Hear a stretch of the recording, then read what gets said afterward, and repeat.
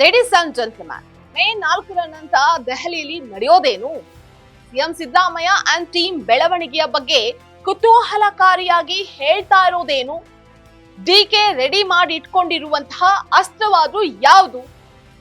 S, May 4ರಂದು ದೆಹಲಿಯಲ್ಲಿ ನಡೆಯುವಂತಹ ರೋಚಕ ಬೆಳವಣಿಗೆಯ ಎಕ್ಸ್ಕ್ಲೂಸಿವ್ ಅಪ್ಡೇಟ್ ಏನು ಅಂತ ನೋಡ್ತಾ ಹೋಗೋಣ. ನೆಲ ಜಲ ಭಾಷೆಗಾಗಿ ಪ್ರಾಮಾಣಿಕ ಪತ್ರಿಕೋದ್ಯಮ, ನಾನು ನಿಶ್ಚಿತ.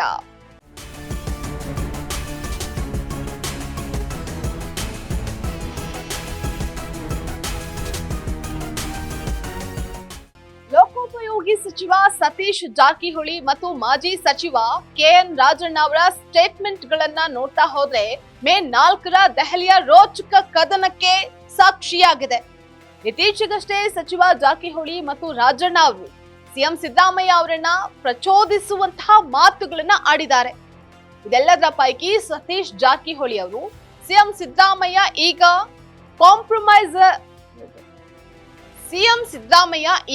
ಕಾಂಪ್ರಮೈಸ್ ಲೀಡರ್ ಎಂದಿದ್ದಾರೆ. ಮಾಜಿ ಸಚಿವ ಕೆಎನ್ ರಾಜಣ್ಣ ಅವರು ಸಿದ್ದು ಈಗ ಅಸಹಾಯಕರು ಅಂತ ಹೇಳಿದ್ದಾರೆ.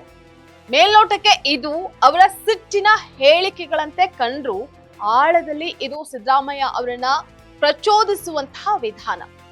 ರಾಮಾಯಣದಲ್ಲಿ ಸೀತಾನ್ವೇಷಣೆ ಎಪಿಸೋಡ್ ನಡೀತಾ ಇತ್ತಲ್ಲ, ಅದೇ ರೀತಿ ಕಾಂಗ್ರೆಸ್ನಲ್ಲಿ ಅನ್ವೇಷಣೆ ಪರ್ವ ಪ್ರಾರಂಭವಾಗಿದೆ.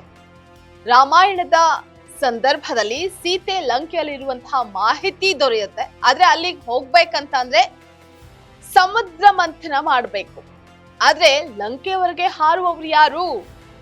ಹಾಗಂತ ಪ್ರಶ್ನೆ ಎದ್ದಾಗ ಸುಗ್ರೀವನ ಸೈನ್ಯದ ಅತಿರಥ ಮಹಾರಥರು ತಾವು ಎಷ್ಟು ದೂರ ಹಾರಬಲ್ಲವು ಅಂತ ಹೇಳತೊಡಗುತ್ತಾರೆ.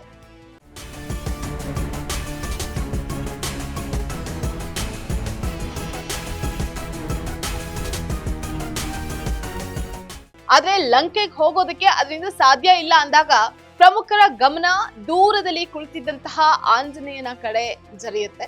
ಹೀಗಾಗಿ ಅವನ ಬಳಿ ಧಾವಿಸುವಂತಹ ಪ್ರಮುಖರು ಆಂಜನೇಯನನ್ನ ಹುರಿದುಂಬಿಸೋದಕ್ಕೆ ತೊಡಕೊಳ್ತಾರೆ. ನಿನ್ ಶಕ್ತಿ ಕಡಿಮೆನಾ ಅಂತ ಬಣ್ಣಿಸತೊಡಗಿದಾಗ ಆಂಜನೇಯ ಎದೆ ಉಬ್ಬಿಸಿ ನಿಲ್ತಾನೆ, ಲಂಕೆಗೂ ಹಾರ್ತಾನೆ.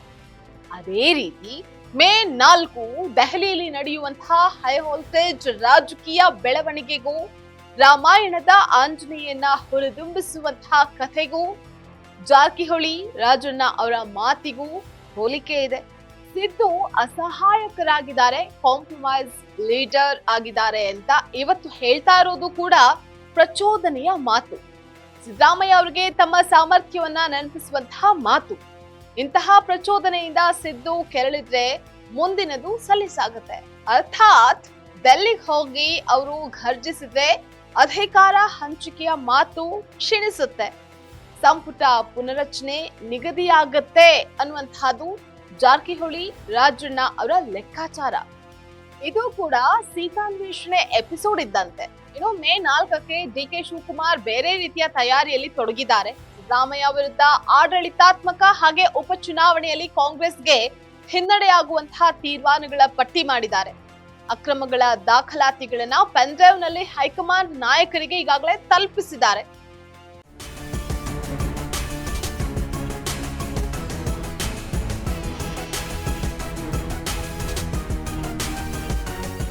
ಒಟ್ನಲ್ಲಿ ಕಾಂಗ್ರೆಸ್ಗೆ ಮೇ 4ರ ಬಿಗ್ ಶಾಕ್ ಕಾಡ್ತಾ ಇದೆ. ಇದಾಗಿತ್ತು ಎಕ್ಸ್ಕ್ಲೂಸಿವ್ ಸ್ಟೋರಿ. ನೆಲ ಜಲ ಭಾಷೆಗಾಗಿ ನೋಡ್ತಾ ಇರಿ ಫೋಕಸ್ ಟಿವಿ.